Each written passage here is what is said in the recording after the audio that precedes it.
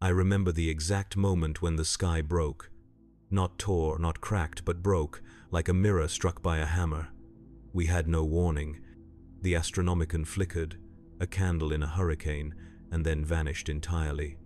The choir of astropaths screamed all at once, their voices carrying across the city like a dirge. I was loading crates at the orbital docks, my hands numb from 20 hours of labor when it happened. A flash of violet light split the heavens, and for one terrible second, I could see through reality itself. My name is Joran Malrek. I am a dock worker on the shrine world of Velsis. I was a dock worker. Now I am something else. A witness, perhaps, a survivor, for now.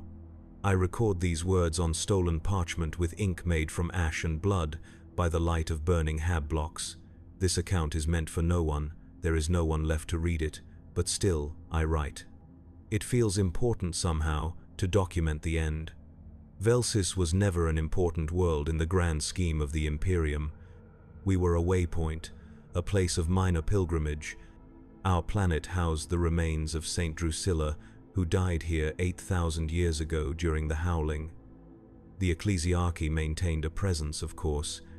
Gold-adorned priests in their finery, preaching obedience and sacrifice while they grew fat on tithes. The planetary governor, Lady Vorcha, ruled from her spire with calculated disinterest. The Arbites kept order.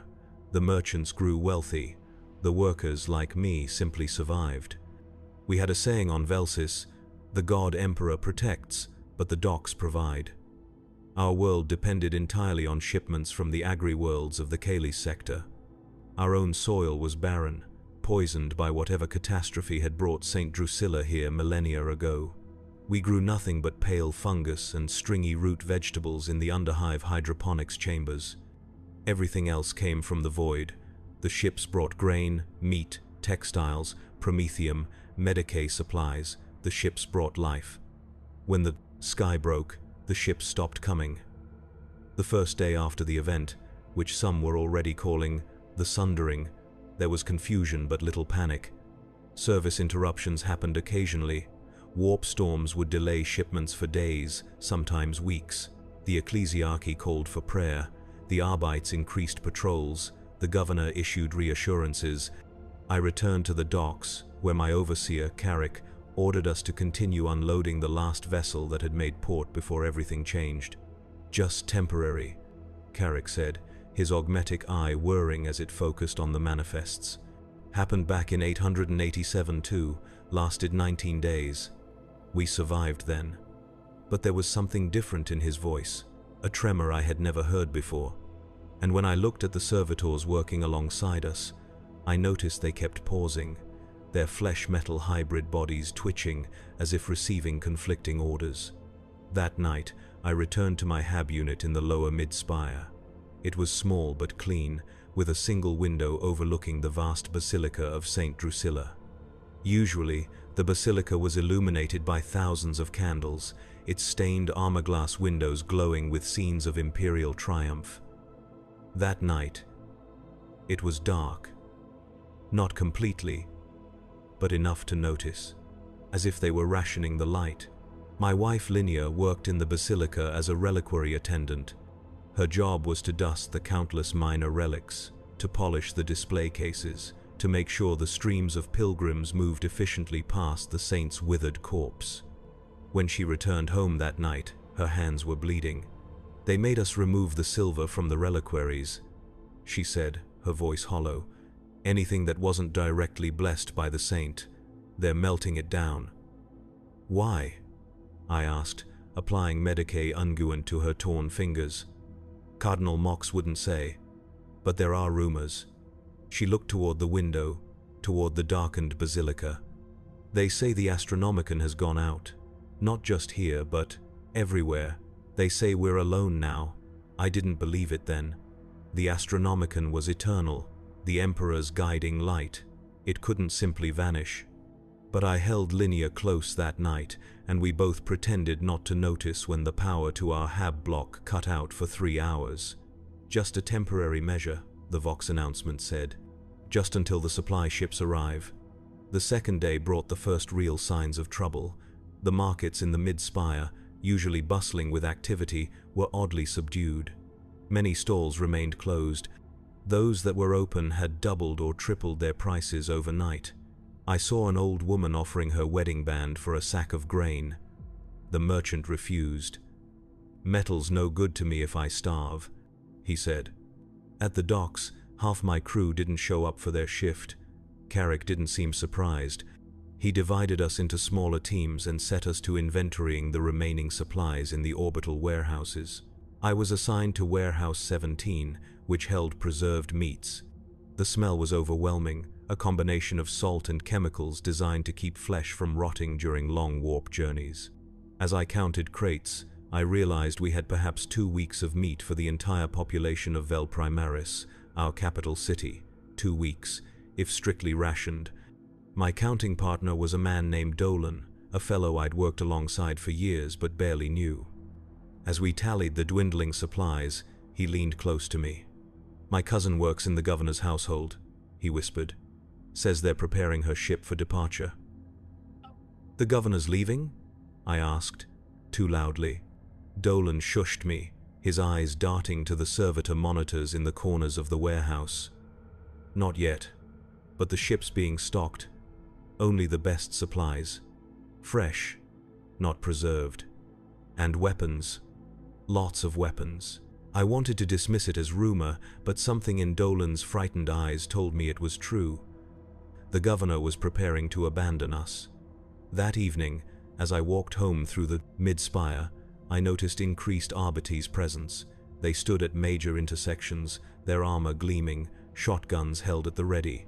They weren't just patrolling, they were establishing a perimeter. The upper spires, where the wealthy and powerful resided, were being sealed off from the rest of the city. When I reached my hab block, I found Linnea waiting outside, her face streaked with tears. "They wouldn't let me leave the basilica," she said. "Cardinal Mox gave a sermon about preparation and sacrifice. Then they locked the reliquary and told the attendants we were needed for a special duty." "What duty?" I asked, guiding her inside, away from curious ears. "They're moving the saint," she whispered. "Her actual remains. They've never been moved, not in 8,000 years. It's forbidden. But the cardinal said she must be protected from what's coming." That night, we heard screaming from the underhive levels beneath us. The Arbites were going door to door, confiscating food supplies. For equitable redistribution, they claimed. But we knew better. The supplies were going up spire, not down. On the third day, the Vox networks began to fail. First the entertainment channels, then the news, until only the emergency broadcast system remained functional. The governor's voice, clearly recorded earlier, played on a continuous loop. "Citizens of Velsis, remain calm and faithful. The current supply disruption is temporary. Rationing protocols are being implemented for your protection. The ecclesiarchy is working tirelessly to re-establish contact with the wider Imperium. The God Emperor protects." But the God Emperor seemed very far away, and his protection increasingly doubtful. I reported to the docks as usual, only to find the orbital elevators shut down. Hundreds of workers milled about in confusion. An Arbites officer addressed us through a Vox hailer. "By order of Governor Vorcha, all orbital operations are temporarily suspended. Workers are to return to their hab blocks and await further instructions. Compliance is mandatory. Resistance will be met with lethal force."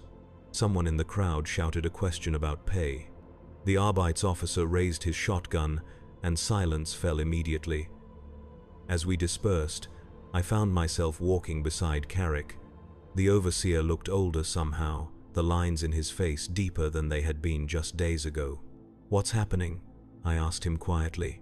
Carrick's augmetic eye whirred, focusing somewhere in the middle distance. "I served in the guard before my injury," he said. "Saw 3 campaigns against the archenemy. This feels the same. The quiet before the slaughter begins." "But there's no enemy here," I said. Carrick looked at me, and for the first time, I saw genuine fear in his human eye. "There's always an enemy, Malrek. Sometimes it's just waiting for the right moment to show itself." He clasped my shoulder briefly, then turned down a side street, disappearing into the crowd. It was the last time I ever saw him. When I reached the mid-spire, I found the situation deteriorating rapidly. A crowd had gathered outside a food distribution center, their voices rising in anger as an Arbeits detachment kept them at bay. The ration cards issued the previous day were being declared invalid, replaced with a new system that provided even smaller allocations. I skirted the edge of the crowd, keeping my head down.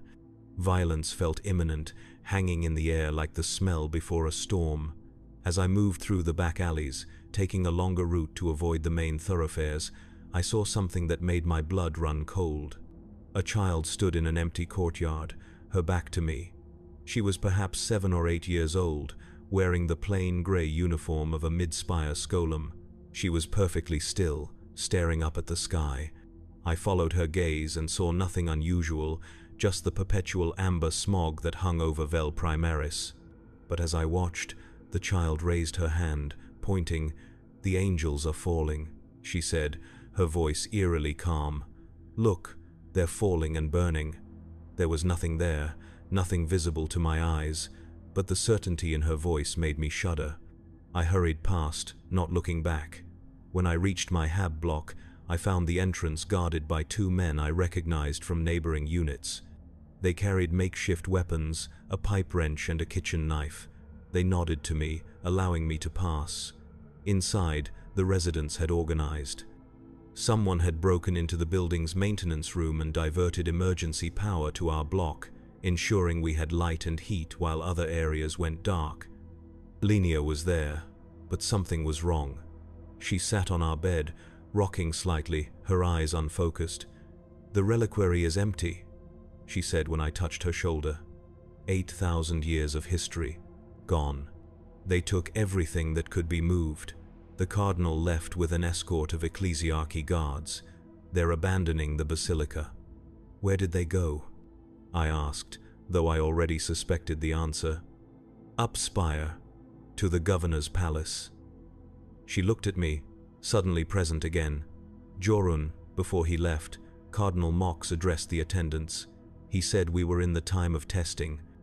He said the Emperor has turned his face from humanity to see who remains faithful when his light is gone. I sat beside her, taking her cold hands in mine. "It's just warp storms," I said, trying to sound more confident than I felt. "They'll pass. The ships will come again." Linnea shook her head. "The astropaths are dead, Jorun, all of them. They killed themselves yesterday, every single one. They clawed out their eyes and threw themselves from the telepathica spire. I had no response to that.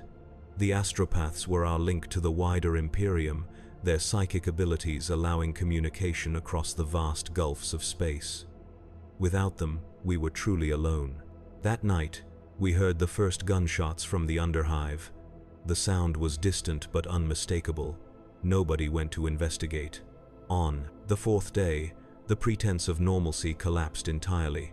The Vox network broadcast only static. The Arbeits retreated to the upper spires, abandoning the mid and lower levels to their fate. In their absence, gangs quickly formed, fighting over the remaining resources. Old rivalries between hab blocks, between work crews, between families, suddenly had lethal stakes. I ventured out only once, joining a group of men from my block who planned to scavenge supplies from an abandoned merchantry. The streets had transformed overnight. Barricades of furniture and debris blocked major intersections. Bodies lay in doorways, some killed by violence, others simply dead from despair. The air smelled of smoke and rot.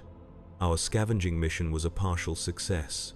The merchantry had been picked over, but we found a cache of preserved food hidden beneath the floorboards. As we packed our findings, I heard a sound that made us all freeze. The deep, resonant toll of the basilica's great bell. It had not rung since the sky broke. We hurried to finish our task, each toll of the bell increasing our anxiety. By the time we began our return journey, the sound had drawn others from their shelters. The streets filled with people moving toward the basilica, their faces showing a mixture of hope and fear. Had help arrived? Was the ecclesiarchy returning? I followed at a distance, curiosity overcoming caution. The great doors of the basilica stood open for the first time in days. People streamed inside, and with every passing minute, the crowd grew. I found a side entrance, one Linnea had shown me years ago, used by the attendants. It led to a narrow gallery that overlooked the main nave. From this vantage point, I saw thousands of citizens packed into the basilica. The great space, designed to inspire awe with its soaring arches and golden iconography, now felt oppressive. Most of the gold was gone, removed by the cardinal's orders. The absence of the relics left obvious gaps, like missing teeth in a forced smile. At the far end, where Saint Drusilla's remains had once been displayed, stood a man I did not recognize. He wore the robes of an ecclesiarchy priest, but not the ornate vestments of a ranking member. His attire was simple, almost ascetic. When he spoke, his voice carried clearly through the vast space without the aid of vox amplification. "The cardinal has abandoned you," he began, causing a ripple of murmurs through the crowd. "The governor prepares to flee. The Arbites protect only the wealthy, but I am still here. I remain with you, the faithful, the forgotten." He raised his arms, and I noticed they were covered in fresh scars, self-inflicted wounds that spelled out prayers in flowing script. "I am Father Thade, once a simple minister to the underhive parishes. The Emperor has spoken to me in visions. He has revealed the truth of our situation." The crowd grew still, hungry for any explanation, any guidance. The great rift that has cut us off from the Emperor's light is no accident, no mere cosmic phenomenon. It is a test, a purification. Thade's voice grew more intense. "Those who abandoned us, who hoarded resources, who fled to their spires, they have already failed this test. But we, the faithful who remain, we have the opportunity to prove ourselves worthy." A sense of unease crept through me as I listened. Thade spoke with absolute conviction, and the desperate crowd clung to his every word. The Emperor's light will return to those who demonstrate true faith. Not through empty rituals and golden statues, but through blood and sacrifice. A woman near the front called out, "What must we do, Father?" Thade's face transformed with a terrible smile. "We must cleanse Velsis of the unfaithful. We must tear down the spires where the wealthy hide. We must offer up the non-believers as sacrifice. Their blood will rekindle the Emperor's light." The basilica erupted in sound, some crying out in support, others in horror. I backed, away from the gallery railing, suddenly afraid to be seen. What I had witnessed was the birth of something dangerous, a twisted faith born of desperation and abandonment. I made my way back to my hab block as quickly as possible, avoiding the main streets where Thade's followers were already spreading his message. By the time I reached home, the first fires were visible in the distance, black smoke rising from the commercial district. Linnea listened in silence as I recounted what I had seen. When I finished, she went to a small drawer beside our bed and removed a bundle wrapped in cloth. "One of the senior attendants gave this to me before she left with the cardinal," she said, unwrapping the package to reveal a small silver medallion. It depicted Saint Drusilla, her face serene in death. She said it was actually touched to the saint's remains. She said it would protect me. I didn't believe in such things, not really.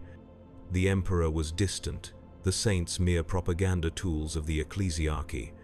But I said nothing as Linnea hung the medallion around her neck. Faith was in short supply, and if this small token gave her comfort, I wouldn't take it from her. That night, we couldn't sleep. The sounds of the city's unraveling were too loud, too close. Gunshots, screams, the crackle of spreading fires. Occasionally, we heard chanting, the words indistinct, but the fervor unmistakable. Thade's disciples were on the move. We sat together in darkness, conserving the power cells for our lumen globe. Linnea leaned against me, her body tense, ready to flee at a moment's notice. We had packed small bags with essentials. Where we would go, I didn't know. Every direction seemed to offer only different forms of death. "Do you remember when we first met?" Linnea asked suddenly, her voice soft in the darkness. I did remember. It had been at a mid-spire festival, celebrating the founding of Vel Primaris. There had been music, rare fruits imported at great expense, even a display of controlled fireworks. Linnea had been newly assigned to the Basilica then, proud of her position. I had been struck by her serious demeanor, the careful way she spoke, as if weighing each word for its worth before releasing it.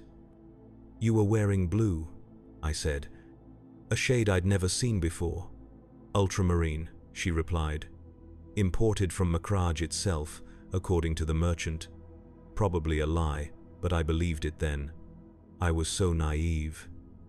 We sat in silence for a moment, remembering a time that suddenly seemed centuries distant rather than mere years.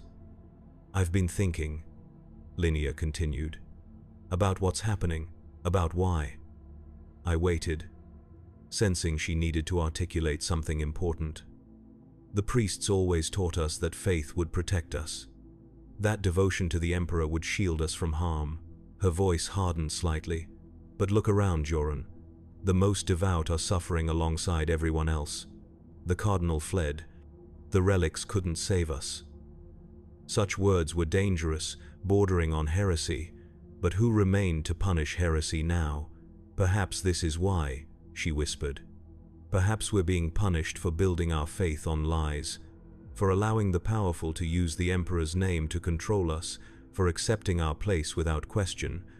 I had no answer for her. The theology of our situation was beyond my understanding.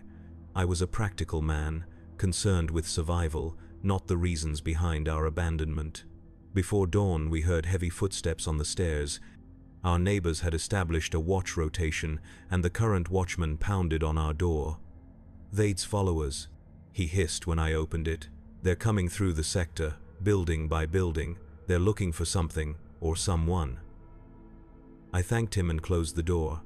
Linnea was already dousing our few candles, plunging the hab unit into complete darkness. We huddled in the corner furthest from the door, barely breathing. The footsteps grew louder, accompanied by voices calling out Tharde's twisted litany. Blood reveals the faithful.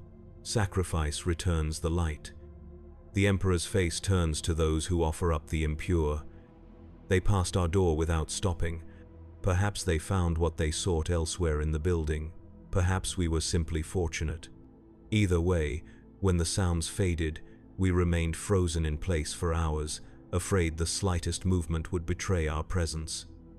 When we finally dared to move again, I went to the window. The Basilica, once the proud center of our city, was transformed.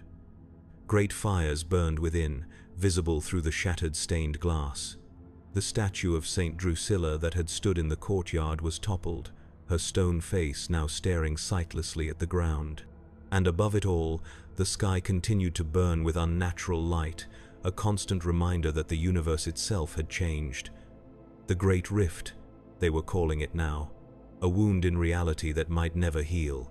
5 days after the sky broke, Vel Primaris was no longer recognizable as an imperial city. The upper spires remained locked and guarded, islands of relative stability in a sea of chaos. The mid-spire, where we lived, had fragmented into territories controlled by various factions. Some rallied around Father Thade and his blood cult, others formed defense groups based on occupation or origin. Former guardsmen organized one sector into a military-style compound. Merchant families barricaded entire blocks. The underhive had gone silent. No one came up, and no one dared go down. Rumors spread that something had awakened in those dark depths, something that had always been there, waiting for the Emperor's light to dim. Linnea and I made a decision. We couldn't stay in our hab unit. Thade's followers were growing bolder, and it was only a matter of time before they returned. We needed to find a safer haven, somewhere to wait out the madness. I suggested joining one of the defense groups, but Linnea was hesitant. They're all just different kinds of desperation, she said. Different justifications for the same violence. In the end, we chose to head for the docks. The orbital elevators were shut down, but the vast warehouses and maintenance bays offered countless hiding places. Few would venture there now that no ships were arriving. It might provide temporary sanctuary while we determined our next move. We left at first light, carrying only what we could fit in our small packs. The journey that normally took me less than an hour to walk stretched into a day-long ordeal of careful navigation through contested streets. We avoided main thoroughfares, keeping to service alleys and maintenance tunnels that I knew from years of transporting cargo. The city had transformed into a war zone. Barricades made of overturned ground cars and debris blocked many routes. Bodies lay where they had fallen, some fresh, others beginning to decay in the unusually warm air. The smell was overwhelming at times, forcing us to cover our faces with cloth dampened from our precious water supplies. Twice we hid from passing groups. Once it was Thade's cultists, identifiable by the self-inflicted wounds on their exposed skin, imitating their leaders' scarification rituals. The second group wore the uniforms of dock workers, but moved with military precision, clearly searching for something or someone. By late afternoon, we reached the outskirts of the dock complex. The massive structure loomed against the burning sky, its upper reaches lost in smog and unnatural clouds. The main entrance was blocked by a makeshift barrier, but no guards were visible. Still, we circled around, seeking a less obvious point of entry. We found it in a drainage tunnel, designed to channel rainwater away from the landing pads. The tunnel was narrow and foul-smelling, but navigable. We crawled through darkness for what felt like hours, guided only by my vague memories of the dock's layout and Linea's small glow globe, its power carefully rationed. When we finally emerged, we found ourselves in a deserted maintenance bay. Tools lay scattered across workbenches, abandoned mid-task when the order to evacuate came. A half-disassembled servitor hung from a repair rig, its organic components decaying while its mechanical parts remained pristine. "We should find somewhere more secure," I whispered, though there was no one to hear us. The habit of caution was already deeply ingrained after less than a week of chaos.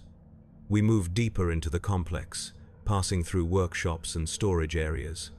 Most had been stripped of anything useful, but occasionally we found overlooked supplies, a forgotten ration pack, a hand lamp with a half-charged power cell, small treasures in our new reality. Eventually, we discovered an administrative office tucked between two larger warehouses. It was small but defensible, with only one entrance and no windows. Best of all, it had an independent power supply, a small generator meant to ensure critical systems remained operational during outages. "This will do," Linea said, setting down her pack with a wince. Her shoulders were raw from the straps digging into flesh that was already growing thin from reduced rations. I activated the generator, keeping it at its lowest setting to minimize noise and conserve fuel. The office's lumen strips cast a weak yellow glow, barely enough to see by, but it was the first artificial light we'd had in days. As Linea organized our meager supplies, I examined a Vox unit built into the office wall. It was an older model, designed for short-range communication within the dock complex. On impulse, I switched it on, keeping the volume low. Static filled the small room immediately. I adjusted the frequency, scanning through channels that once would have been busy with the routine communications of a functioning starport. Now there was only electronic snow, the empty hiss of a void where human voices should have been. Then, as I was about to give up, a voice cut through the static. It was distorted, fading in and out, but unmistakably human. "Repeat, this is orbital platform Drusilla's Light to any Imperial forces groundside. We are cut off. The Mandeville Point Island. Something coming through. Not Imperial. Request immediate. Emperor protect us." The transmission dissolved back into static. I frantically adjusted the controls, trying to re-establish contact, but the voice did not return. Linea stood beside me, her face pale in the dim light. "There are still people up there," she said, "on the orbital platforms." I nodded slowly. The orbital platforms were essentially small space stations, waypoints between the surface and the void beyond. They housed customs officials, administratum clerks, tech priests who maintained the great ship's systems during port calls. When the elevators shut down, these people would have been stranded. And something's coming, I added, my mouth suddenly dry. Something not Imperial. We didn't speak further on the matter. What could we say? If hostile forces were entering the system, we had no defenses, no weapons that could touch vessels in the void. We were as helpless as insects before a boot. That night, we slept in shifts. The office had a small couch, presumably for administrators working late. It was more comfortable than anything we'd slept on since the crisis began. Linnea took the first rest while I kept watch, listening to the Vox unit on the lowest audible volume, hoping for more transmissions. None came.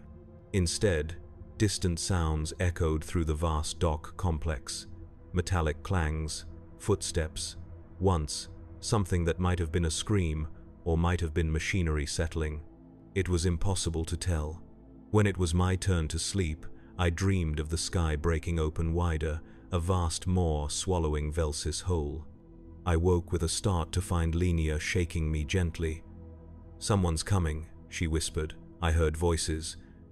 We quickly gathered our belongings, ready to flee if necessary. I switched off the generator, plunging the office into darkness. We positioned ourselves on either side of the door, listening intently. The voices grew closer.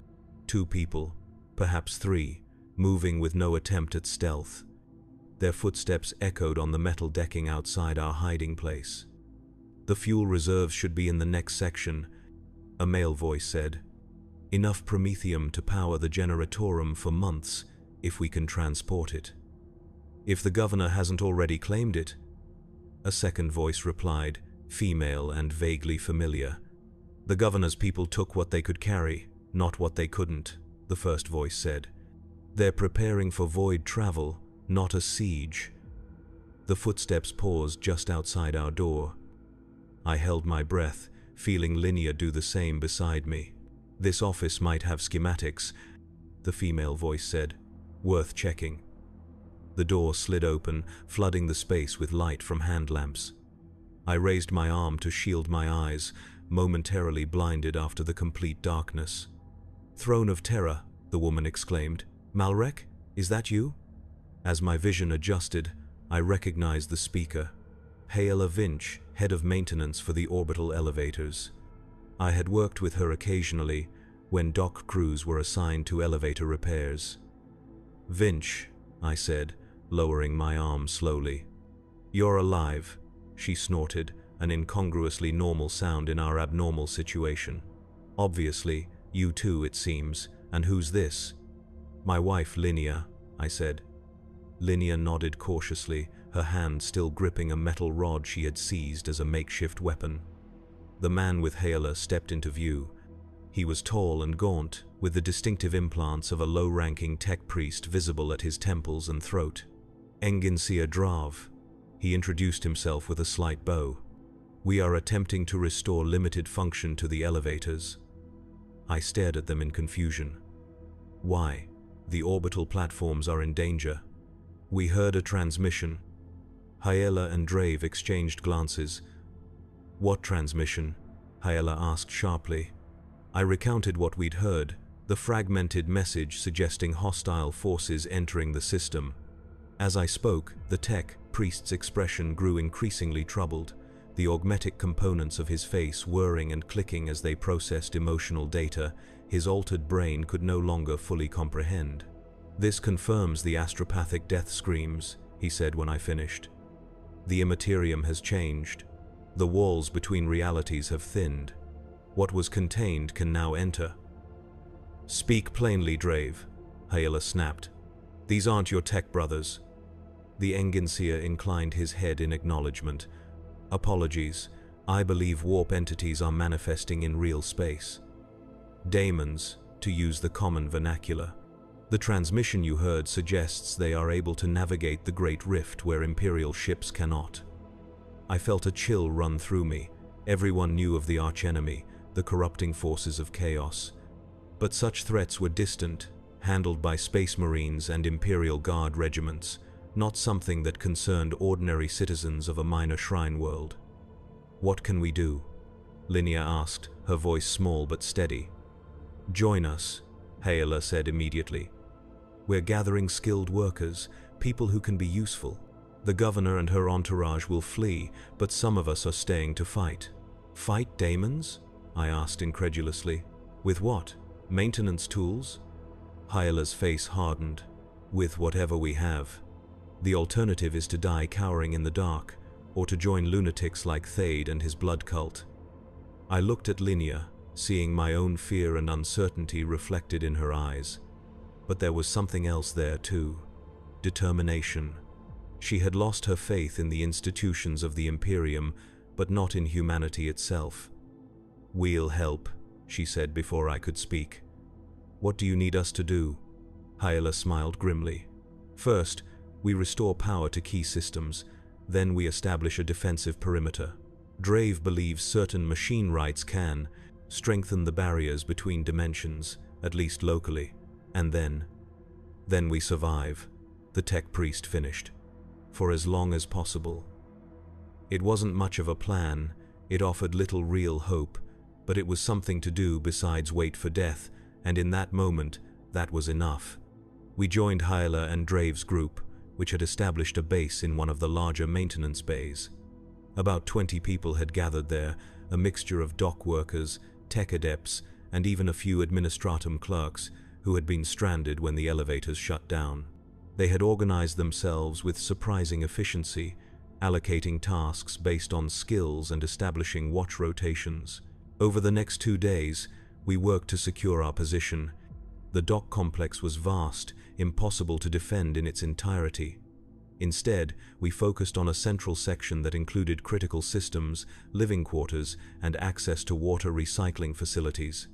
Barricades were constructed at key access points. Alarm systems were rigged from repurposed maintenance equipment. Linnea, with her experience handling delicate relics, was assigned to assist Drave with what he called dimensional stabilization rituals. I didn't understand the complex machine cant he chanted while arranging mysterious devices salvaged from the tech priest's quarters, but Linnea approached the task with the same careful attention she had once given to St. Drusilla's remains. I worked with Haela, restoring power to essential systems and rigging the emergency Vox network to scan for transmissions. We heard nothing more from the orbital platforms. The silence was more terrifying than any distress call would have been. On the 8th day after the sky broke, the first of Thade's followers found the docks. They came in small groups at first, searching for supplies or converts. Our sentries spotted them easily, their ritual scars visible even at a distance. We avoided confrontation where possible, staying hidden, letting them take what little they found in the outer areas. But as their numbers increased, conflict became inevitable. On the 10th day, they discovered one of our scavenging parties. Only one of our people returned, bleeding from multiple wounds, delirious with pain and terror. They took Merrick and Folson alive. He gasped as our medic, a former Medicae servitor overseer named Thelus, treated his injuries. Said they needed pure blood for the ritual. Said the Emperor demanded sacrifice. We doubled our watches after that, arming ourselves with whatever could be fashioned into weapons. Dock tools became spears and clubs. Haela showed us how to create simple traps using pressure plates and falling debris. Drave consecrated our makeshift armaments with unguents and binary prayers, for whatever good that might do against human madness, let alone demonic incursion. That night, I stood watch with a dockhand named Corvell, a taciturn man who had lost his entire family when Thade's followers burned their hab block. We were positioned at the southern barricade, a choke point where 3 corridors converged into a single cargo bay. The air was cold, unusually so for Velsis, and our breath fogged before us. "You hear that?" Corvell whispered suddenly. I listened intently. At first, there was only the ambient hum of the few functioning systems, the occasional groan of the vast structure settling. Then I caught it, a sound like distant singing, multiple voices chanting in unison. The words were indistinct, but the cadence was unmistakable, rising and falling in the familiar patterns of imperial hymns, twisted into something profane. "They're coming," I said, activating the crude alarm system Hyela had devised, a series of metal plates that would clang together when a cord was pulled. The sound echoed through our section of the docks, rousing our companions from sleep. Within minutes, our entire group was mobilized, taking predetermined defensive positions. The singing grew louder, echoing strangely through the metal corridors. And then they appeared, filing into the cargo bay from all 3 corridors simultaneously. There were dozens of them, far more than our scouts had reported. Men and women of all ages, from all levels of Vel Primaris society, now unified in their devotion to Thadde's bloody creed. They carried torches and crude weapons. Their faces and arms were marked with fresh scarification, prayers and symbols carved into flesh. At their center walked a figure I recognized with a jolt of horror, Father Thade himself, his robes now dyed crimson with what could only be blood. They halted just beyond the range of our traps, forming a loose semicircle. Thade stepped forward, his eyes scanning our barricade until they found Hyela, who stood at the center of our line. "Children of the Emperor," he called, his voice carrying that same unnatural resonance I had heard in the Basilica. "Why do you hide in darkness when the light of salvation is offered freely?" "We want no part of your salvation, Thade," Hyela replied, her voice steady despite the obvious disparity in our numbers. "Leave us in peace, or we'll show you a different kind of light." Thade smiled, a gentle expression utterly at odds with the madness in his eyes. "Peace? There can be no peace in abandonment. Only through sacrifice can we regain the Emperor's favor. Only through blood can we rekindle his light." As he spoke, I noticed something disturbing. The air around Thade seemed to shimmer, like heat rising from a forge. His shadow, cast by the torchlight, did not quite match his movements, always a fraction of a second behind or ahead. "The ritual requires pure blood," Thade continued. "The blood of those who still cling to the old ways, who refuse to embrace the new truth. Your sacrifice will save countless others." "We're not sacrificing anyone," Hyela said, raising the shock maul she had claimed from an abandoned Arbates equipment locker. "Especially not to feed your ends of Nairn. Delusions." Thade sighed, as if genuinely disappointed. "Then you leave us no choice." He raised his hands, now revealed to be covered in intricate scars that formed complex patterns across his skin. "In the Emperor's name, let blood flow. Let flesh be rendered. Let souls be freed to fuel his return." At his command, his followers surged forward. Our traps claimed the first wave, dropping heavy cargo containers onto the unprotected zealots, impaling others on concealed metal spikes. But they kept coming, climbing over their fallen comrades without hesitation, their faces transfixed in ecstatic devotion. The battle was chaos. I fought beside Corvel, wielding a length of pipe with a sharpened end. My dock worker's strength served me well, allowing me to keep the cultists at bay with sweeping blows. But for every one that fell, 2 more took their place. Corvel went down beside me, a makeshift blade buried in his throat. I couldn't spare even a moment to acknowledge his death, too busy defending myself from 3 attackers, a woman in the tattered remains of an administratum uniform, a man who might once have been a fellow dock worker, a child no older than 12, eyes blazing with fanatical light. I struck the child with the blunt end of my weapon, unwilling to kill someone so young despite the knife in their small hand. The moment of hesitation nearly cost me my life as the woman slashed at my face with a jagged piece of metal. I felt the sting as it opened my cheek, warm blood spilling down my neck. The fighting was intense but brief. We were outnumbered 4 to 1. Our defenses, hastily assembled from available materials, could not withstand the sheer weight of bodies thrown against them. One by one, our people fell or retreated, the line buckling then breaking entirely. "Fall back to secondary positions," Hyela shouted over the din. Controlled withdrawal. "Move!" I backed away, still facing the oncoming cultists, searching desperately for Linnea in the chaos. I spotted her near Drave, the 2 of them activating some device that emitted a high-pitched whine. As it reached its crescendo, a shockwave pulsed outward, throwing the nearest cultists backward. The tech priest's dimensional stabilization ritual had some effect after all, though whether it was truly warp science or simply clever use of sonic technology, I couldn't say. Either way, it bought us precious seconds to retreat to our fallback position, a narrower corridor where our reduced numbers would be less of a disadvantage. We regrouped quickly, counting our losses. 5 dead, including Corvell, 3 wounded, severely enough to hamper their fighting ability. The rest of us were bloodied but functional. Linnea appeared at my side, pressing a cloth to the cut on my cheek. "It's not deep," she said, her voice clinical, detached. I recognized the tone. It was how she spoke when cataloging damaged relics, assessing what could be saved and what was beyond repair. Before I could respond, Thade's voice echoed down the corridor. "You cannot escape the Emperor's judgment," he called. "The blood tithe must be paid. The ritual must be completed before midnight." "What happens at midnight?" Drave murmured, more to himself than to us. His augmetic eye whirred as it focused on something none of us could see. The celestial alignment, the syzygy of the inner planets, the thinning of the veil. "Speak plainly, Drave," Haela snapped, echoing her earlier admonishment but with greater urgency.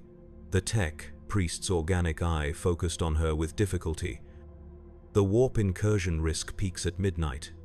If Thade's rituals are what I suspect, he is attempting to open a deliberate breach in reality, a doorway." "A doorway for what?" I asked, though I feared I knew the answer. "For whatever waits on the other side," Drave replied. "For the entities that feed on faith and fear and blood." Haela cursed, a string of Void Sailor profanity that would have shocked me a week earlier. Now it seemed entirely appropriate.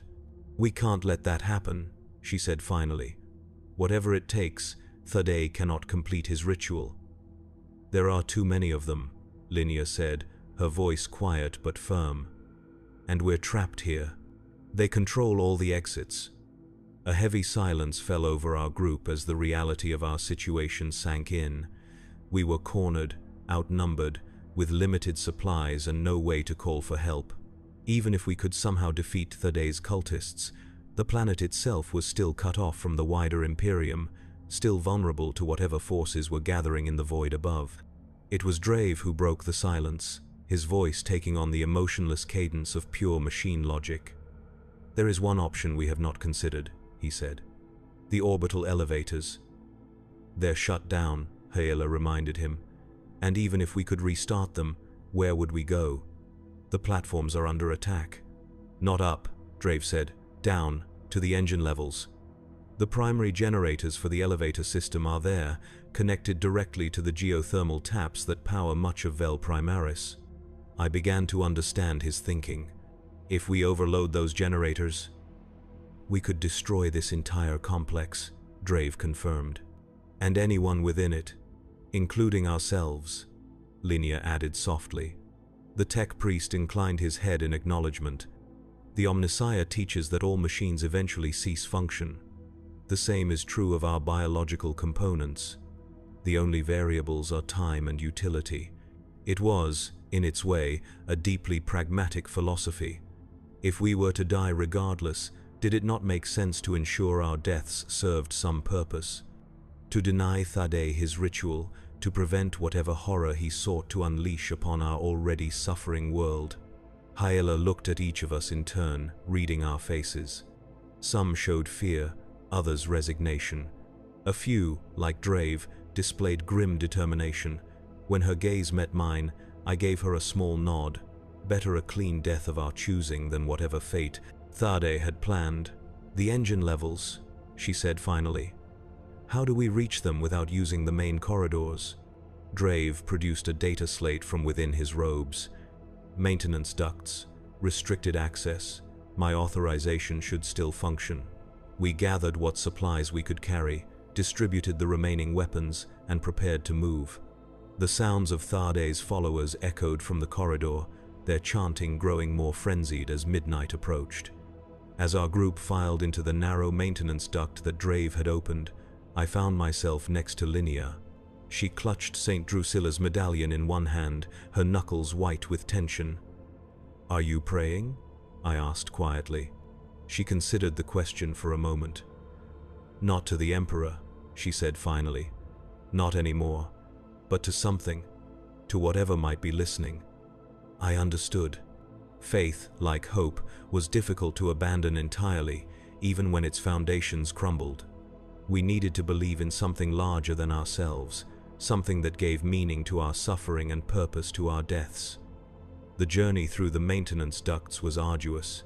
We crawled through spaces designed for servitors, not full-sized humans. The air was stale and thin, tainted with the smell of machine oil and decay. Twice we had to stop when members of our group suffered panic attacks in the confined space. Each time, we waited silently, aware that any noise might betray our position to the cultists searching the corridors above. After what felt like hours, Drave led us to a vertical shaft that descended into darkness. A narrow metal ladder ran along one wall, disappearing into the blackness below. "The primary engine levels," the tech priest announced, 117 meters down. We descended in single file, our hand lamps casting weak circles of light that barely penetrated the oppressive dark. The further we went, the warmer the air became, heavy with the smell of ozone and hot metal. The distant rumble of massive machinery grew steadily louder, felt as much as heard, a vibration that rattled teeth and bones. When we finally reached the bottom, we emerged into a vast chamber that seemed to extend for kilometers in every direction. Enormous generators stood like cathedral spires, their surfaces covered in warning runes and Mechanicus sigils. Pipes as thick as a man's torso ran between them, carrying coolant and power and data. Servitors moved along predetermined paths, performing maintenance tasks with mindless efficiency, unaware that the world above was collapsing into madness. Drave approached a central control dais, his hands moving across the ancient cogitator interfaces with practiced familiarity. Glowing hololithic displays sputtered to life, showing schematics and power flow diagrams too complex for my untrained eye to interpret. The system was designed with fail-safes, Drave explained as he worked. To prevent exactly what we are attempting, I will need time to bypass them. "How much time?" Hyela asked, organizing our remaining fighters into a defensive perimeter around the dais. 30 minutes, perhaps more. The tech priest did not look up from his task. Less if I had a full complement of tech adepts. As it stands, I must perform the rites alone. I checked my chronometer, 23 minutes until midnight. Until whatever celestial alignment Thade was waiting for reached its peak. "Will Thade know we're here?" I asked. "Will he follow us?" "Almost certainly," Drave replied. "The power fluctuations caused by my overrides will register on any functioning auspex. If his followers include anyone with technical knowledge, they will recognize what we are attempting." I exchanged glances with Linnea. Neither of us needed to speak the obvious. We were in a race against time, and the stakes were unimaginably high. Hyela organized us efficiently, positioning fighters at each entrance to the vast chamber, establishing fields of fire with our limited range weapons, preparing fallback positions. It was clear she had military experience beyond what would be expected of a dock maintenance chief. In another life, I might have asked about her past. Now it seemed irrelevant. We were defined not by where we had come from, but by what we chose to do in these final hours. Linnea and I were assigned to the northern entrance, a massive blast door that had been left partially open to allow servitor access. We took cover behind a coolant exchange unit, improvised weapons at the ready. My pipe spear had served me well in the earlier fight. Linnea carried a shock baton taken from a fallen Arbites officer, its power cell nearly depleted but still capable of delivering a disabling charge if used sparingly. "If we succeed," she said quietly as we settled into position, "what happens to the rest of the city? To everyone else on Velsis?" I hadn't considered the broader implications. Our plan would destroy the dock complex and anyone within it, including ourselves and Thade's cultists. But what of the millions of other citizens scattered across Vel Primaris and beyond? Would denying Thade his ritual be enough to save them from whatever fate awaited our abandoned world? I don't know, I admitted, but it's the only option we have. Linnea nodded, accepting this truth with the same quiet strength she had shown throughout the crisis. I'm glad we're together, she said. At the end, I reached for her hand, clasping it briefly before returning to my vigilant watch. There was nothing more to say. Whatever came next, we would face it side by side. The attack, when it came, was not from Thade's cultists, but from something far worse. It began with the servitors. The mindless cyborgs suddenly stopped their tasks, standing motionless for several seconds. Then, as one, they turned toward us. Their augmetic eyes glowed with an unnatural light, no longer the dull red of Mechanicus implants, but a sickly purple that seemed to bleed into the air around them. Throne of Terror, I whispered as the nearest servitor lurched toward our position, its movements jerky but purposeful. The machine spirits are corrupted, Drave's voice called from the central dais, tense with an emotion I had never heard from the tech priest before. Fear. Some external force is overriding the command protocols. The servitors attacked in unison, abandoning their tools and maintenance implements to assault us with mechanical hands and implanted weaponry meant for industrial tasks. What they lacked in combat programming, they made up for in sheer numbers and in human strength. Our group fought desperately, not just for survival but for the precious minutes Drave needed to complete his work. Hyela directed our defense, repositioning fighters as the servitor assault intensified. We destroyed dozens of the cyborgs, but more kept coming, crawling from maintenance shafts and emerging from dormant alcoves built into the chamber walls. And then we heard it. Chanting, echoing from all directions at once. Thade's followers had found us. They poured into the chamber from multiple entrances, moving with the same jerky, puppet-like motion as the corrupted servitors. Their eyes glowed with the same purple light. Their self-inflicted wounds now leaked a substance that was not quite blood, too thick and dark, almost black in the dim lighting of the engine level. At their center walked Thade himself, but he was transformed. His body seemed larger somehow, his proportions subtly wrong, as if something wore his skin like an ill-fitting garment. His shadow writhed independently of his movements, forming shapes that hurt the eye to observe directly. The doorway opens, he called, his voice layered with other voices, a chorus of madness that set my teeth on edge. The faithful will be elevated, the doubtful will be consumed. All will serve the glory that comes. 10 more minutes, Drave shouted from the dais, his hands blurring across the controls. Defend, the position at all costs. Hyela rallied our dwindling group. Form a circle around the dais, hold them off, for Velsis, for humanity. It was a desperate last stand. We fought back to back, cultists and corrupted servitors pressing in from all sides. I lost track of time, lost track of how many enemies fell to my makeshift spear. My arms burned with fatigue. Blood, both mine and others, made my grip slippery.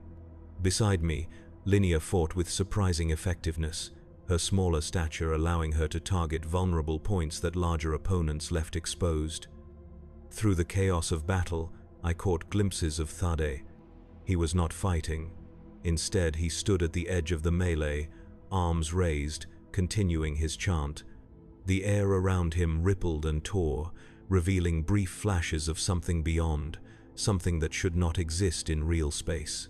Tendrils of energy, the same sickly purple as the glow in his followers' eyes, reached through these momentary rifts, caressing the nearest cultists. Where they touched, flesh bubbled and transformed, mutating into new and horrific forms. The machine spirits fight me, Drave called, his voice strained. Something is attempting to seize control of the generators. I cannot hold it off and complete the overload sequence simultaneously. Hyela, bleeding from multiple wounds but still standing, made a split-second decision. Thelas, Merrick, with me. We'll protect Drave. Everyone else, fall back to the secondary position. I recognized the strategy. Our numbers were too few to hold the entire perimeter. By concentrating our defense directly around Drave and the control dais, we might buy him the time he needed. Linya and I retreated as ordered, joining the handful of survivors at a defensible choke point 20 meters back. From this position, I could still see the control dais and the desperate struggle taking place there. Hyela and her chosen fighters formed a living barrier around Drav, intercepting cultists and servitors that broke through the outer defenses. And then I saw something that turned my blood to ice. A tendril of purple energy, thicker and more substantial than the others, snaked directly toward the control dais. It moved with purpose, ignoring the cultists in its path, focused entirely on Drave and the generator controls. "Warp breach imminent," the tech priest shouted, his voice cutting through the din of battle. "The barriers between dimensions are collapsing. We have minutes, not hours." The tendril reached the edge of the dais. Hyela saw it and interposed herself, shock maul raised. The energy touched her weapon, causing it to spark and fail immediately. Then it touched her. I will never forget the sound she made. Not a scream, but a chord, as if multiple voices emerged from her throat simultaneously. Her body arched backward, suspended in the air by the unnatural energy. Before our eyes, her form began to change, flesh flowing like wax, bones cracking and reforming into impossible configurations. Drave did not hesitate. He drew a small pistol from within his robes, a device I recognized as a Mechanicus pattern plasma weapon, typically used for precision welding rather than combat. Without a word, he fired once, directly into Hyea's transforming body. The plasma bolt struck true, vaporizing most of her torso instantly. What remained fell to the floor in chunks of meat that continued to writhe and change for several seconds before finally going still. The tendril of energy, momentarily disrupted, began to reform almost immediately. "It is done," Drave announced, his organic eye fixed on the horror before him, while his augmetic components continued to interface with the control systems. The overload sequence is initiated. 4 minutes until critical failure. 4 minutes. 240 seconds until the generators exploded, taking the dock complex, Thade's cult, and ourselves with it. Until whatever doorway was opening between dimensions was slammed shut by the purifying force of plasma fire and conventional destruction. Thade must have sensed what was happening. His chanting rose to a fever pitch, the words no longer recognizable as Gothic or any human language. The rifts around him widened, revealing glimpses of a realm of madness beyond. More tendrils emerged, reaching for the control dais, for Drave, for the generator systems. The tech priest stood his ground, alternating between firing his small plasma weapon at the encroaching tendrils and making final adjustments to the overload sequence. The few remaining fighters around him fell one by one, their bodies torn apart by cultists or claimed by the transforming touch of the warp entities. 3 minutes, Drave called.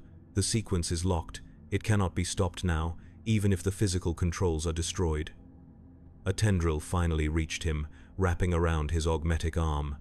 Drave did not flinch. Instead, he triggered an emergency separation protocol, the limb detaching at the shoulder with a hiss of escaping pressure and a spray of sacred unguents. The tech priest staggered but remained upright, continuing his defense of the control dais, even as the severed arm was dragged into one of the widening rifts. Linya clutched my arm, drawing my attention away from the horrific spectacle. "We should go," she said urgently. "Not to escape. That's impossible now. But to die on our own terms, not theirs." I understood immediately. Better to face the end in a quiet corner, together, than to be torn apart by cultists or worse, transformed into something inhuman by the warp energies now flooding the chamber. We slipped away from the defensive position, unnoticed in the chaos.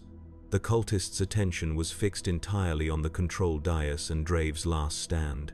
We found a small maintenance alcove, partially hidden behind a coolant pipe, and wedged ourselves inside. Sitting close together in that confined space, I was reminded of our first nights after the sky broke, huddled, in our hab unit, as the world fell apart around us. It seemed a lifetime ago, though barely 2 weeks had passed. 2 minutes, I said, checking my chronometer. "Do you regret coming with me to the docks?" Linnea shook her head. "We made a difference. A small one, perhaps, but real. If Tharde's ritual is interrupted, who knows how many might be saved?" I nodded, taking comfort in the thought. We hadn't simply survived. We had fought back against the darkness in our own limited way. It was more than most could claim in these final days of Velsis. Linnea removed St. Drusilla's medallion from around her neck, studying it in the dim light filtering into our hiding place. "I wonder if she knew," she said softly, "when she came to Velsis 8,000 years ago, if she had some premonition of this moment. Would it have changed anything if she did?" I asked. "Perhaps not, but it might have brought her comfort, knowing her presence here would inspire others to fight when the time came." She pressed the medallion into my hand. "Keep this until the end." I accepted the token, not for any belief in its protective powers, but because it mattered to Linnea. I slipped it into my pocket, feeling the weight of it against my thigh, solid and real in a world that was rapidly dissolving into nightmare. A sudden change in the ambient noise drew our attention. The sounds of fighting had diminished, replaced by a new tone, a resonant humming that seemed to vibrate through the very structure of the dock complex. The coolant pipes around us began to shake, rivets popping free under the strain. "1 minute," I said, though I no longer needed to check my chronometer. The increasing vibration of the generators told me all I needed to know. The overload was approaching critical mass. Linnea and I held each other tightly as the world shook apart around us. The humming grew to a physical pressure against my eardrums, painful in its intensity. Metal groaned and bent, concrete cracked. The laws of physics themselves seemed to be breaking down as the generators pushed beyond their design limitations. In those final seconds, I thought I glimpsed something through a crack in the wall of our alcove. Not the engine chamber with its corrupted servitors and transforming cultists, but somewhere else entirely. A realm of impossible colors and non-Euclidean geometry, of entities too vast and alien for the human mind to comprehend. The Great Rift, the wound in reality that had started our descent into hell, now yawned wider as Tharde's ritual and Drav's desperate countermeasure collided. Then light, brighter than anything I had ever experienced. Heat beyond imagining, pain, brief but absolute, and then nothing. Except, impossibly, there was something after nothing. I became aware gradually, in fragments. First sensation, cold, profound and penetrating. Then sound, a rhythmic clicking, mechanical and precise. Finally, sight, darkness, punctuated by faint red lumens, casting more shadow than illumination. I was alive, or something like alive. I tried to move and found my body responded sluggishly, as if I were underwater or in a dream. My surroundings resolved slowly into recognizable shapes. Metal walls, control panels with flickering runes, a view screen showing only static. "The subject regains consciousness," a voice said, flat and emotionless. "Cognitive functions at 37% of baseline. Physical systems at 22%. Recommended action, termination and resource reclamation." Another voice responded, this one vaguely familiar despite its mechanical distortion. "Denied. The subject's testimony is invaluable. The experience of direct warp exposure without immediate corruption is a statistical anomaly worthy of further study." With enormous effort, I turned my head toward the voices. 2 figures stood nearby, their forms obscured by hooded robes. Red optical units glowed where eyes should have been. Mechanicus, tech priests of a higher rank than Drave, their bodies more machine than human, their organic components reduced to the absolute minimum required for function. "Where?" My voice emerged as a rasp, barely audible. "Where am I?" "Velsis Orbital Station Designation Gamma 9. The second tech priest replied. "You were recovered from the wreckage of the planetary dock complex approximately 73 hours after its destruction." Memories flooded back. The generators, the overload, the warp breach, Tharde's ritual, Linnea, my wife, I managed to say. "Was anyone else?" You were the only biological entity recovered with vital functions intact, the tech priest said. All others were either completely destroyed or corrupted beyond recognition. A coldness that had nothing to do with the ambient temperature spread through me. Linnea was gone. Haler, Drave, all of them, gone. I had survived, alone. Why? I asked, the single word encompassing a universe of questions. The tech priest moved closer, mechanical limbs whirring. I could now see that what I had taken for a hood was actually part of their skull, a metal casing that housed additional augmetic components. You were found clutching this, they said, extending a mechadendrite that held a familiar object. St. Drusilla's medallion, the silver tarnished but otherwise intact. Analysis indicates the artifact possesses unique properties. A null effect field approximately 7 centimeters in radius, sufficient to shield a single human brain from warp influence during brief exposure. The medallion, Linnea's final gift to me. The relic that a senior basilica attendant had pressed into her hands before fleeing with the cardinal. It had actually protected me, not through faith or the emperor's blessing, but through some quirk of its physical composition. A scientific miracle rather than a divine one. The Great Rift, I said, forcing my mind to focus on larger concerns. Tade's ritual. Did we stop it? The dock complex was completely destroyed, the tech priest confirmed. The warp breach was sealed before it could fully manifest. The entity attempting to cross over was banished back to the Immaterium. In this respect, your mission was successful. And Velsis? The city? The people? The tech priest was silent for a moment, optical units adjusting as if recalibrating. Vel Primaris has fallen. Approximately 63% of the population is deceased. 22% displays signs of warp corruption and must be purged. The remaining 15% have been evacuated to orbital platforms when transport became available. Transport? Hope flickered briefly. Ships came? The Adeptus Astartes arrived 6 days after the Astronomicon disruption, the tech priest said. Chapter designation, Iron Hands. Their mission was asset retrieval and strategic denial, not civilian evacuation. However, they agreed to transport a limited number of survivors off-world once critical Mechanicus personnel and equipment were secured. The Iron Hands, one of the Emperor's Space Marine chapters. They had come not to save us but to recover something valuable to the Imperium. The civilians rescued were an afterthought, a minor concession rather than the primary objective. What happens now? I asked, too numb to feel anger at the calculated coldness of Imperial priorities. You will be transported to Mars for further study, the tech priest said. Your experience provides valuable data on warp exposure, survivability, and the properties of null effect artifacts. You may yet serve the Omnissiah in ways you cannot comprehend. Mars. The homeworld of the Mechanicus, tens of thousands of light years from Velsis. I would never see my home again, not that there was anything left to see. And if I refuse? The tech priest's optical units flared briefly brighter. Refusal is not an option available to you. Your survival was a resource expenditure that must be justified through continued utility. I closed my eyes, too exhausted to argue. In truth, I had no desire to remain on Velsis or its orbital platforms, surrounded by the ghosts of everything I had lost. Perhaps on Mars, among the emotionless tech priests and their incomprehensible machines, I might find a kind of peace, or at least purpose. There is one additional matter, the tech priest said, its voice modulating to a slightly different tone. A message was recovered from the control dais in the dock complex.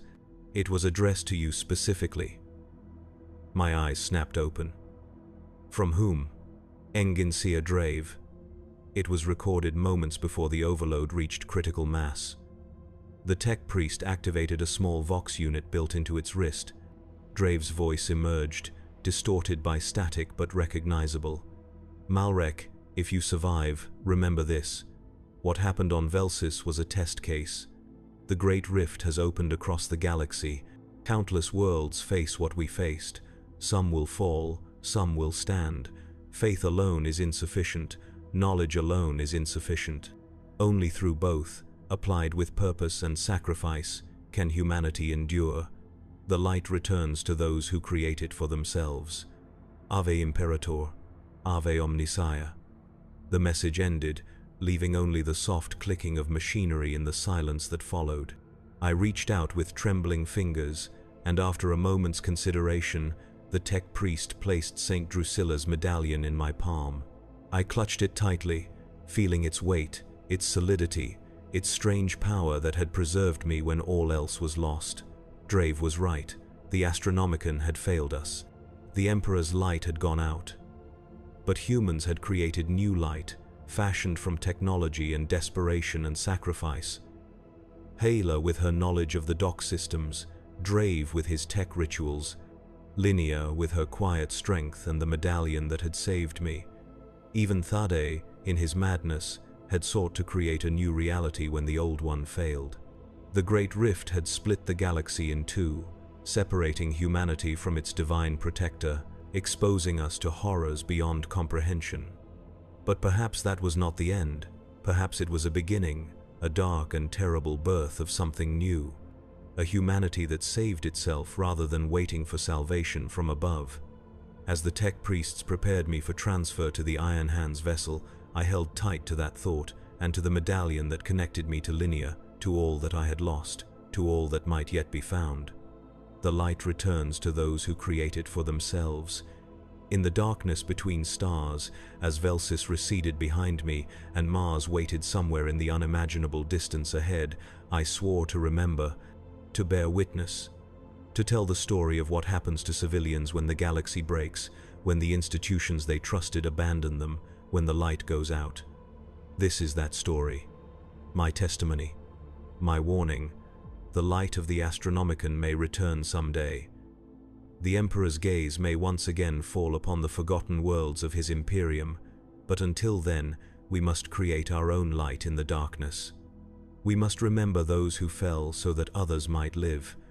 I am Joran Malrek, once a dockworker of Velsis. Now I am the last witness to its fall. The tech priests of Mars study the medallion that saved me, seeking to understand its properties, to replicate its effects. They study me as well, probing my memories of the warp breach, the momentary glimpse into realms beyond reality. I cooperate, for what choice do I have? But in my dreams, I still see Vel Primaris as it was before the sky broke, the bustling markets, the glowing basilica, Linnea's smile in the soft light of our hab unit. Dreams are dangerous things in the age of the Great Rift. The veil between reality and the warp is thin, and nightmares can become manifest with terrible ease. But I cling to these memories nonetheless. They are all that remains of a world now lost to madness and flame. Sometimes, in the quiet hours between the endless tests and examinations, I wonder about other worlds, other cities, other ordinary people caught in the collapse of everything they knew. Did they find their own Hyaeas and Draves, leaders who chose to fight rather than surrender? Did they discover unexpected strengths within themselves, reserves of courage and resilience they never knew they possessed? Did some of them survive, as I did, through chance or providence or some combination of both? I will never know their stories, just as they will never know mine. We are separated by the void, by the Great Rift, by the fundamental brokenness of an Imperium too vast to comprehend its own suffering. But we are united in that suffering, in that struggle to create light where none remains. The tech priests tell me that Velsis is quarantined now, declared perdita by order of the Inquisition. No ships will land there. No colonists will attempt to rebuild. Whatever corruption Thade's ritual unleashed, whatever taint the warp breach left behind, it will remain contained on that blighted world until the stars themselves burn out. I try to feel grief for this final death of my home, but I find I cannot. The Velsis I knew died the moment the sky broke.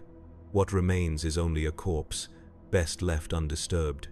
My true grief is reserved for the people, for Linnea, whose final gift saved my life at the cost of her own, for Hala, who stood against the impossible with nothing but courage and a failing shock maul.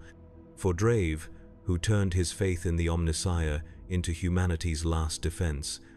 Even for Carrick, my old overseer, who recognized the coming storm before any of us and faced it with grim resignation born of experience. They deserved better than abandonment, better than a desperate last stand in the darkness beneath a dying city, better than to be forgotten by the Imperium they served faithfully all their lives. So, I remember them. I speak their names to the unfeeling recording devices of the Mechanicus. I insist that their sacrifice be noted in whatever records survive this fractured age. It is a small defiance, meaningless in the grand scheme of a galaxy at war with itself. But it is mine, and sometimes, when the red light of Mars filters through the narrow windows of my cell-like quarters, I take out St. Drusilla's medallion, now returned to me after extensive study, and I hold it to the light. The tarnished silver catches the crimson glow, transforming it into something almost golden, almost like the light of the distant Astronomicon, as it once shone through the stained glass of the basilica. In those moments, I can almost believe that the Emperor still watches over humanity. That despite the Great Rift, despite the darkness that has swallowed half the galaxy, there is still purpose to our suffering. Still meaning in our sacrifice, almost, but not quite. Faith, like hope, requires nurturing to survive. Mine withered in the ashes of Vel Primaris, in the screams of the dying astropaths, in the mad light of Thade's eyes as he tore reality apart in the Emperor's name. What remains is simpler, harder, the knowledge that humanity stands alone against the dark, that no divine intervention will save us from ourselves or from the horrors that lurk between the stars, that when the light goes out, we must kindle our own flames, however small, however brief. It is not a comforting truth, but it is truth nonetheless. And in an age of madness and lies, truth itself becomes a form of resistance, a tiny light in overwhelming darkness. I am Joran Malrek, survivor of Velsis, witness to the breaking of the world. I carry the light of memory through the long night of the Great Rift. It is not enough. It will never be enough, but it is all I have to give.